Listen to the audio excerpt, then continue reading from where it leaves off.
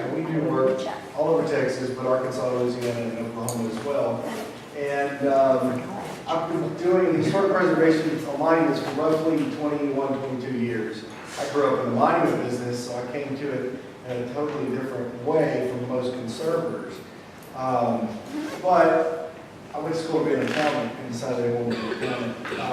It's kind of a nightmare of the bookkeeper from the Christmas Carol.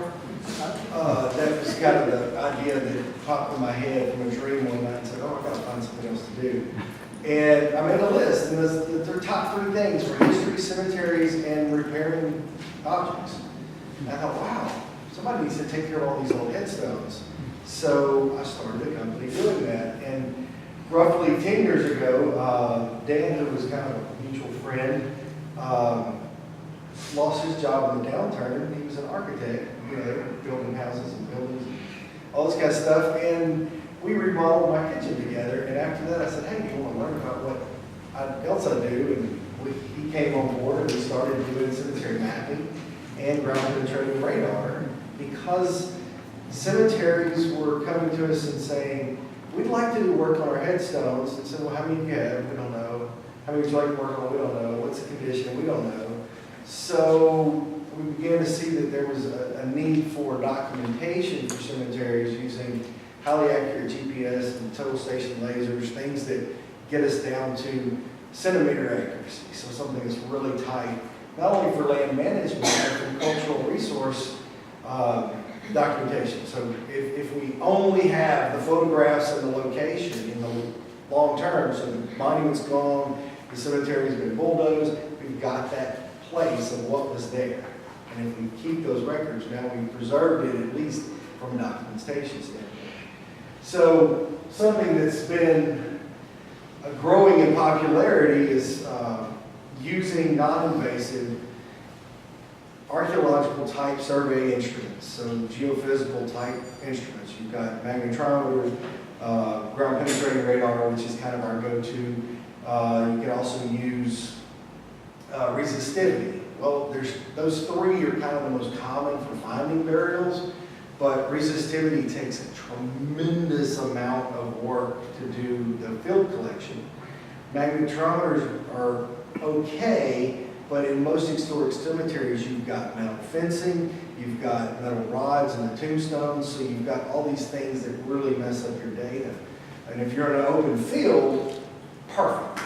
You can actually use it fairly accurately. So ground penetrating radar, or GPR, as somebody said earlier, is what we basically do. And we're not archaeologists. We are the monkeys that work the equipment and set up the grids. We use several archaeologists.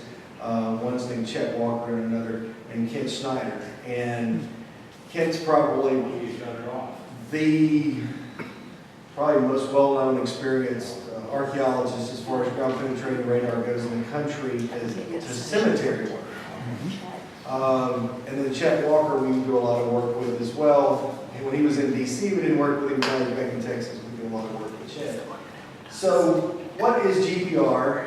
And so GPR, non-invasive archaeological survey that shoots radio waves into the ground. They bounce back. It's collected by an antenna. That antenna is then hooked to a computer that records that data. Then that data we download into a computer system and run it through a program called GPR Slice. And Slice is basically a program that was written by a geophysicist to better understand the data that you're receiving, as well as make it easier from putting into GIS type worlds and mapping type worlds to give us better information. So what Dan's showing you here is actually Old City Cemetery and Davis Cemetery. And you'll notice there's different patterns and mosaics that kind of happen in the data. It is temperature, moisture, soil changes. There's all these things that cause, battery changes will cause these weird kind of mosaic looks. But ultimately, when that radio wave passes through the ground, it reflects back. Well, it reflects back off of the soil itself, It reflects back off of caskets, hardware, things that are buried in the ground, monuments, tombstones, curbing that's disappeared, all those types of things. So it travels in nanoseconds into the soil and it bounces back. Well, that time frame of the radio wave gives us depth based on nanoseconds, and it's not perfect science, but it's pretty good. But what we mainly get in a lot of historic cemeteries, especially where there's no monuments and they are unmarked burials and the caskets are pretty much gone. In sandier soils, you have lots of caskets that stick around a lot longer, and you get the clay-rich soils like we have here. It holds a lot of moisture. Things deteriorate faster in the ground. So what we end up finding are pockets of air and changes in the soil structure from the digging of the burial and the placing of the grave back in that and then piling the dirt back up. So what we get is an anomaly that looks like a hyperbola in the GPR data. It is not 100% accurate. This is something that is non-invasive. It gives us a really good idea of the probable unmarked burials. From the standpoint of a historic cemetery that doesn't have current burials going on, if you're not completely accurate, it's really not that big a deal. If you're wanting to bury in those cemeteries, now you need to actually go back and do what we call ground truthing, and that's where you remove a little bit of layers of soil to actually look for that change of where that burial has been made.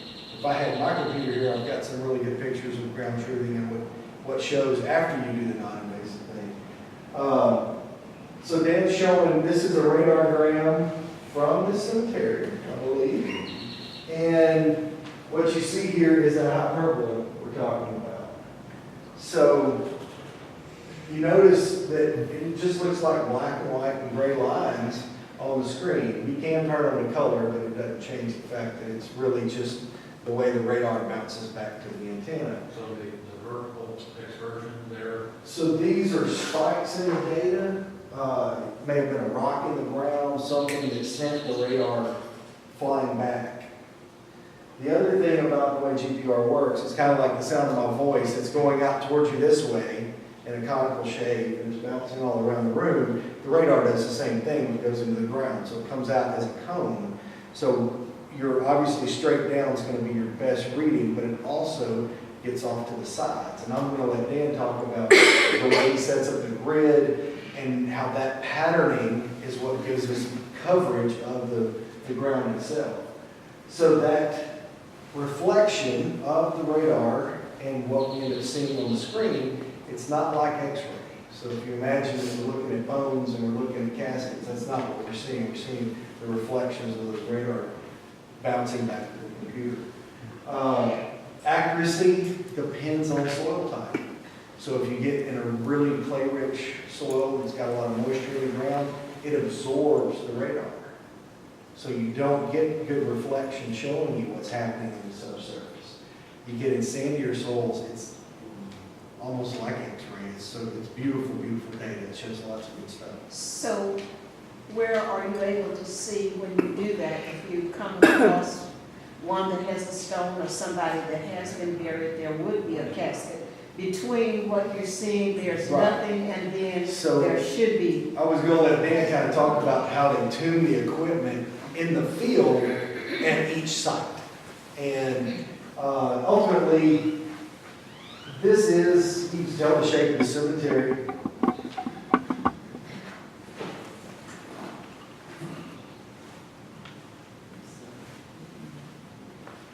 So you can kind of see what data we can get. You know, there's like this white spot here. There is an area that no data is collected. You can't physically run through the monuments, basically. So you have areas that basically don't get surveyed because of the obstacles in your way, fencing, things like that. So I'll let Dan talk about the process of what we do on the ground and how we set up to collect the data. And that is really crucial in getting your best data. One, for tuning the equipment, but two, that we actually have set up grid patterns to collect that kind of stuff. I'll let Dan go through that.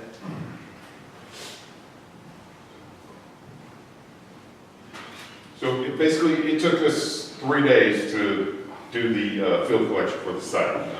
We like to start in the southwest corner because we like to work in a positive Cartesian plane rather than recording negative numbers.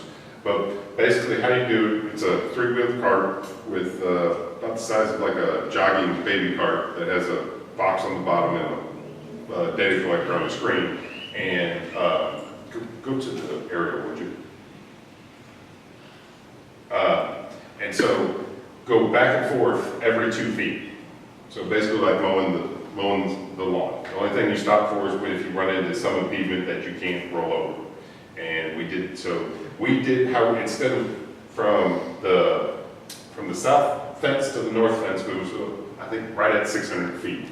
So instead of pushing 600 feet back and forth the whole time, we did it in 200-foot sections. So we went up 200 feet, came back, middle 200 feet, the top 200 feet. And archaeologists don't like to hear that foot part. Yeah, they like meters, but we don't know a cemetery that's been laid out in meters in the United States, so we like to use feet. So archaeologically speaking, we do it in feet because our clients know feet. True. Go over to the there. There. So as you can see, you can kind of see a vague line here and a vague line there, and that is the difference in the site conditions over 3 days. Because we stopped, we did this one day, we did that the other day, and so the moisture content in the soil could have changed in those 2 different days, and that's where you have to. So that's where it comes to the archaeologist that can play with the data some in the GPR slides to get the best so it looks good. But once we are, before we start actually pushing the cart back and forth, we will go to the overall map, please. So what we pulled into the job site, and what I'll do is get the cart out, or we'll pull all the tapes per the grid we have laid out, but then once it's the cart, I'll start rolling over existing marked burials to start fine-tuning, adjusting the data collector to read the best we can over known existing burials. And once that is, I lock those numbers in, and then we take off and do the whole site that way. So we have to make some assumptions that, because I know we've been on sites where the soil changes from one end to the other end, but if you don't set a standard, then your data's going to be all over the field, and there's no kind of standardization. So this is kind of the map we use, but all these every at the crosshairs of all these lines, we basically put into our laser, and I can just go out there and shoot or she'll tell me to go left, go right, go out, stake point, and I just mark those points, so then we can pull the tape measure apart. So these, I believe, are on 20 or 25 feet apart, and so we just go up and down, perpendicular to the burials. So go back to the report, to the radar frame, please. Scroll down. Yeah, that one there. Scroll down. There you go. So this is one line. So we just pushed it the cart, and think of it like the petri dishes you have for your microscope in biology class or chemistry class. All we did was pull that out of the ground. You're good. You're good. You're good. I'm trying to remember the hotkeys were. So basically, we pull it out of the ground, and we see a hyperbole there. So what we're going to do is this is line 23. All right. So when I'm going to go one to the east on line 24, and look to see if I've got that same image 2 feet over, and then another 2 feet, and go from there, and make an analysis, and then you make an educated guess. The only way to be 100% true is to start digging. So GPR it's not 100%, but it's the most accurate, non-invasive way to locate burials. So if you are still in an active cemetery and you have GPR, you're doing your due diligence. But if you decide to start digging around anything there, still dig with caution, is what we would say. So to elaborate a little bit about the 2 feet that we're talking about. So when Dan goes out, and we'll set up 2 GPS positions, and those positions are our standard base point where we have those locations in the world. And then he'll take a total station laser, which is extremely accurate, and then backstop to those 2. So now we have a laser that's in real world coordinates. And then he'll get the perimeters of where we're actually going to try to do the grid. and then he'll laser in the headstones and the fences and the trees and all that kind of stuff, because that data then helps the archaeologist determine, okay, am I looking at an existing marked burial? And then he can compare that kind of stuff. Or here's a tree that's in the middle of our data, and he's starting to see hyperbolas, but if you chase them far enough, they can be roots. It also could be animal burrows, things like that that show up in the data. So in sticking to the systematic grid, it can be reset up at any point. So whenever we turn over the information, it has an XY coordinate based on that grid. And so anyone can go out, take measures out, and go back to those exact positions. Yeah, these points here are in relation to the grid of what we did. So it's relative to the cemetery, but we can easily translate that into latitude, longitude, state plane numbers, whatever kind of positioning you want, and give you those coordinates. Now, we did put a little stainless steel disc out there for where we're located for future reference, but yeah, since it's been digitized, we can get you back out to all 29 locations. But as you were saying, there's 3 children buried over on the east side that we didn't find. And infant burials can be the most difficult to locate because you're typically looking for, you want to see them in at least 3 or 4 of the radar bands associated. You only see them 2, you're like, not sure, or is it just something? So we'd like to have some consistency. So infant burials are one of the most difficult. And as you guys probably know, fence lines change in cemeteries constantly, as do the direction of burials. Nothing like putting a road or a fence in a cemetery to change the way they were burying the direction. So I guess the other piece is, you mentioned it quickly, but perpendicular to the known burials. Usually in most Christian traditional cemeteries, in the U.S. anyway, every burial faces east-west. So we're usually on the north-south grid. You could also go back the other direction, but you just kind of doubling your work. It's cost prohibitive. Yes. If you're looking for something really small, then it's good to go across, but it's. The other thing would be is to reduce your 2-foot sectioning down to 1 foot. And when we do smaller plots, especially where you have concrete curves around them, then we'll do it on 1-foot increments. But you have things like concrete bouncing off, messing up your radar. So it's an art, not a science, as my doctor. It is scientific, but there is some art, there is some. Very scientific equipment, but in the end. You make a judgment call. Yeah. And it comes from experience of reading the data. I guess the other thing that you mentioned was depth of penetration. And obviously soil type play a big role in that. But we're using a 400 megahertz antenna, which is going to get us somewhere in the neighborhood of 15 feet max. But we're actually trying to look in that 1 foot to 5 foot range. So we're tuning the equipment of that radar to give us the best imagery or the best radar information at roughly less than 6 feet. Double depth burials depend on soil and whether or not you're going to get good radar at, say 8 feet. So that top graph, is that a width? Is that 24 feet right there? I mean, how wide is that? Oh, this one here, this stretch, so it's not, so this is indicating the whole line from 0 to 600. But this actual stretch was just 407 to like 580 feet. But that little blip is This little blip. 5 feet wide or? No, that's, you don't think of it that way. It's basically showing where there's like an edge of a pit of a change in the soil material. So don't look at the width of the hyperbole as a width of something in the ground. It is giving you a signature. So how do you know where the next grave would be? So the hyperboles will like cross one another. Yeah. And it'll be like hyperbole, hyperbole, hyperbole. When you get in a line of burials, they're going to be, basically side by side. Oh, and you're used to seeing that, so that's part of it. Yes, Well, it's a training trained to be able to read this data, which is where the And experience comes in. unfortunately, there are groups out there selling radar to people that, They don't even use the software, they just push the card over the ground and look what's on the card. right, so they're looking at it in the field and They make marks as they're going. which is not a bad first step.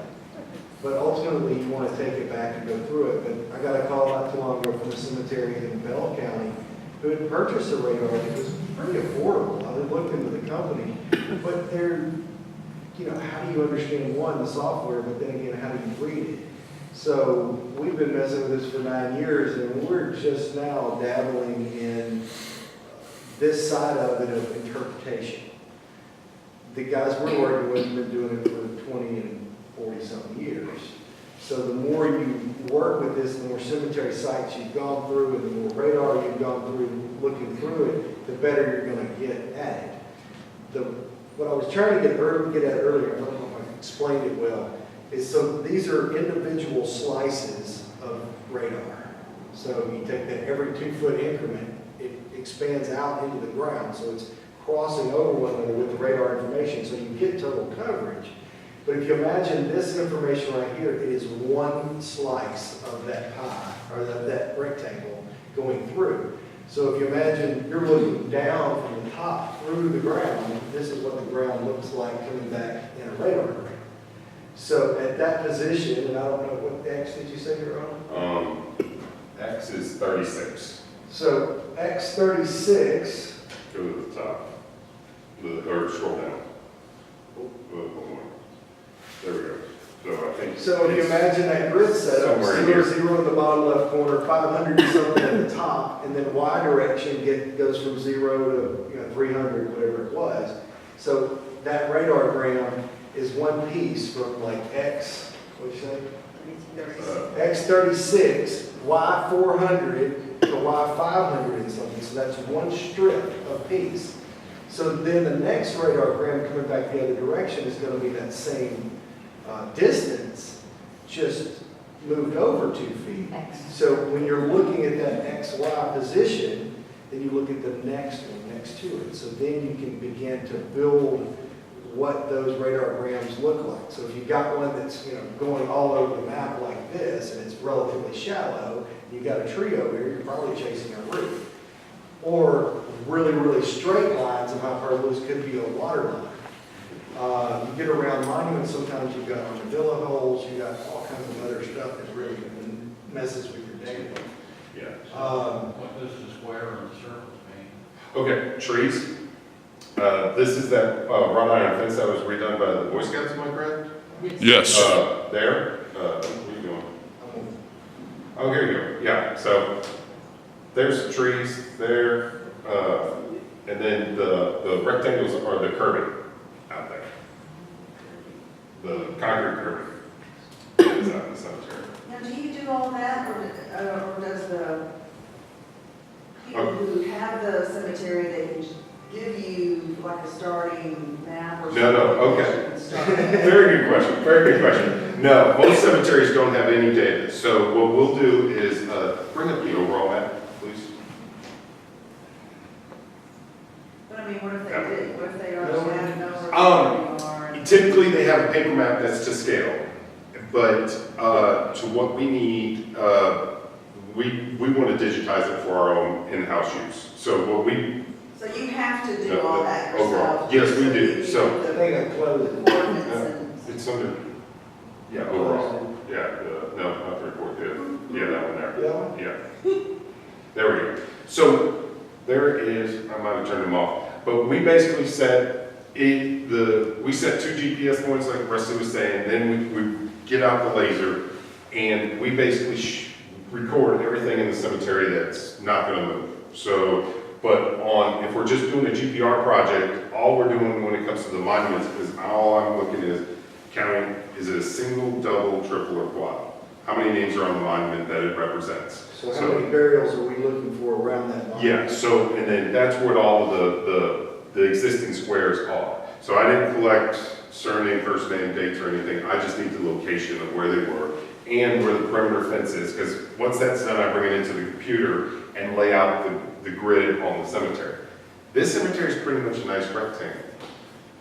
we get into some fun ones. So where the grid is, or we'll have 3 grids in one cemetery because this area is skewed this way, that's skewed that way, and that one's that way. So you want to try to keep perpendicular to the burials. So we might have to do multiple grids. And once we can see it from above, it's a lot easier to lay out go back, and then we can do it, rather than saying this is our arbitrary start point, we see it in the computer, and then we can jump out and lay our tapes out exactly where we want them to make life easier on our part. So our older archaeologist, we laid it out with tape. So he would basically start in that corner, and he'd pull the tape this way, and then he'd do a 3-4 triangle and pull one this way so it's perpendicular. And then we just start going back and forth. I guess the one thing I also failed to mention was when we lay this grid out, we're setting up those corners, pulling tapes.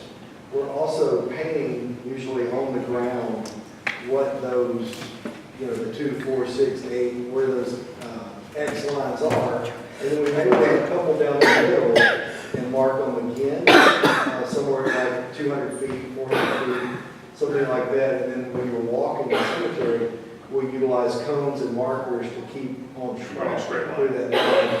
We'll have tape measures set up roughly 10 to 12 feet apart, which helps you stay on the grid and keep as perpendicular as possible. Now, the newer equipment, you can actually attach GPS and then connect in with what's called RTK network, which is real-time GPS accuracy.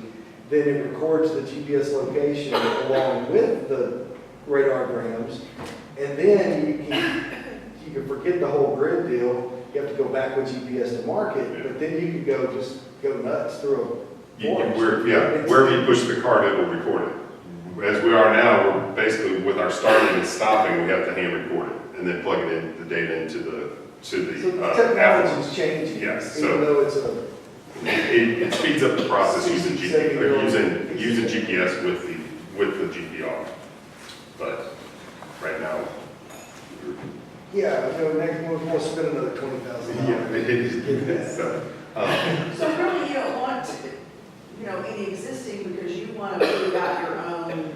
So what I want to do, we want to mark all the existing so we know where they exist, because we want to look in between to see where the unmarked burials are. That's what we're trying to find is unmarked. So you're not hitting every marked grave, because then all of a sudden the archaeologist comes back and says, oh, we found 350, right? Okay. We start going out there to look at them, and we're hitting every monument out there. So we give the archaeologist the coordinates where all the marked burials are, so he can start eliminating that as it's going through the data. And especially if they're looking at it, we've said that there's 2 burials attached supposedly to this headstone. Well, how many are showing up? Or are they so close together you can't tell where one stops and one stops? And the soil in North Texas here, being that black clay gumbo, is difficult to read. It's hard to fine tune. And obviously you can see by the pattern on the photo here. So it's better to be as dry as possible. You want some moisture. You want some moisture. You don't want it. But you don't want it saturated, because just think of it as you're trying to yell through water. The space in between the soil. If it's filled up completely, you're not going to get it. Maybe a week after it rains would be perfect, because most of the burial shafts hold water better than soil that's never been disturbed, so you get better readings that way, because it'll reflect better. Dan just brought up a good point. Before you go into doing stuff like this, there are lots of visual clues to unmarked burials in cemeteries. Right now, it's not necessarily a good time to look, but when we've had our drought years, what Dan just said about the grave pit holding moisture, if it is not a vaulted grave, meaning a concrete or metal vault in that grave, the pit's going to hold more moisture, which means when you go to the cemetery during drought time, the grass is usually greener in that grave pit. Inversely, I've seen it one time where concrete vaults kill the grass when there's drought. So you see dead spots instead of green at a burial pit because of the amount of soil that's above that concrete vault. I also think that formaldehyde turns to gas and can floor plans. I haven't found that any scientists to tell me that that's right or wrong, but I've seen some weird stuff in cemeteries. But before you go into something like this, you can always find the right times to go out and kind of look for them. With this soil that we have in North Texas, it naturally undulates and creates this wavy look on the ground. It's just what happens with our soil. If you own a house in North Texas, you already know this. But when you walk out in the cemetery, especially in Old Plano, this original map that was done by Geo Marine years and years ago for the city, pull up it's the picture right there. Oh, yeah. So they marked every undulation that was out there. Well, you don't know whether it's a burial or not, but the way the ground shifts and moves, some things look like burials. They may not be. I guess the last thing to end on would be, who here dowsing? Do what? Dowsing or witching? For graves? Okay, so scientifically, I can't tell you why that happens. I can do it. Some people can't do it, which is kind of interesting. I would say if you're going to do it in a grid pattern, like what we're talking about with the GPR. And the best part about it, if you end up with a lot of false positives, does it matter? So we come up with a bunch of extra graves dousing than we would with GPR. And if it's wrong, who cares, right? George? Can you determine gender? I don't necessarily believe that, George. No. I've had 3 guys do it, and some of them were really good, and other guys got like 40%. We covered up headstones and actually tested them. Okay. And then I had a guy do it with sunglasses. Yeah. Now, I do have a client down in Missouri. Anyway, near Katy. He checks to see if his cow's pregnant. He holds one rod, and if it spins, the cow's pregnant. Now, he swears that it works. So, my great-grandfather dug his well based on the guy that came down and doused where the well was going to go. I would just say if you're going to do dowsing, do it systematically. And don't be surprised if there's a lot of false positives. Because the one thing you can't do with dowsing that you can do here is you can trace the roots with this. And you don't know depth when you douse. So you do have mole runs and armadillo runs and water runs and tree roots and all these things that mess with the dowsing rods and make them cross where it might or may not be a grave. We've done GPR on top of at least one cemetery where somebody went out and doused the cemetery, had 200 burials, and somehow they had 100 and something unmarked burials, which is highly unlikely.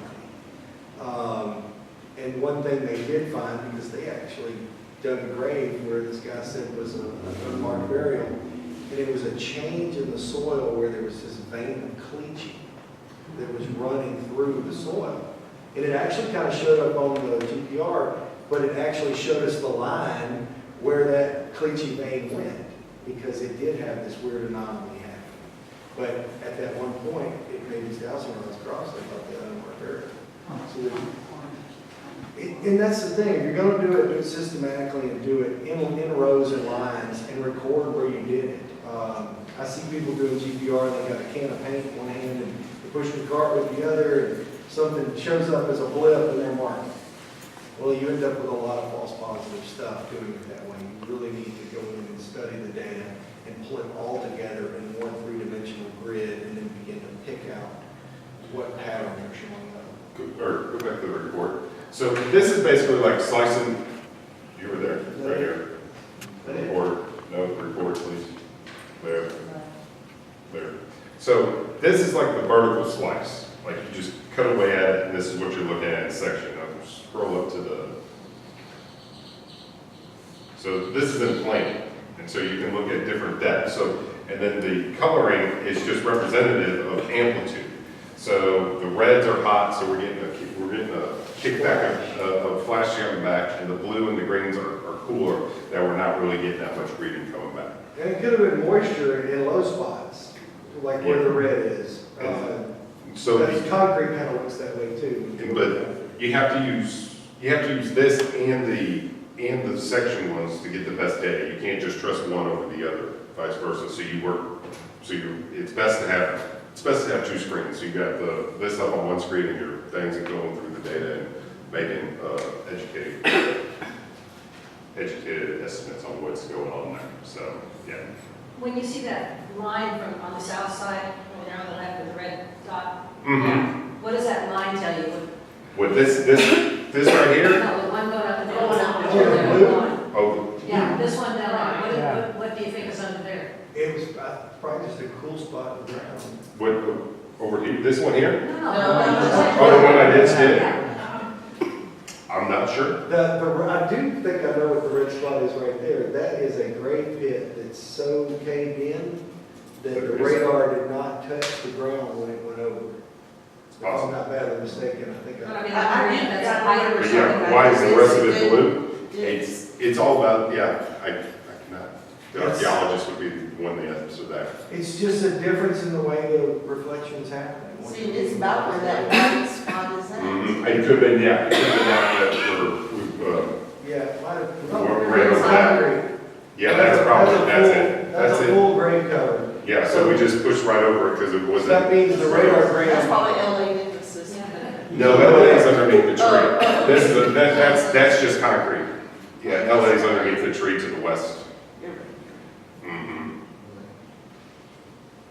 Well, it does look like a line of headstones right there too, so. Dan, did you do this aerial Yeah, this is at the ours. same time? Where's my truck? Yeah, did you do it at the same time? Did you do it at the same time? I think so. Or close to it. And you can kind of see this has been taken out, but the old fence that separated the Davis Cemetery from the old city cemetery was right here. And when we first started working with Plano Conservancy about this cemetery was many, many years ago, and it took a long time to get through the process of having access to it, and the Conservancy being able to even fund work there. But it was decided to take that fence out. In our first Tombstone Mysteries, we actually planted some irises along where that fence was. So there's still kind of a visual boundary, but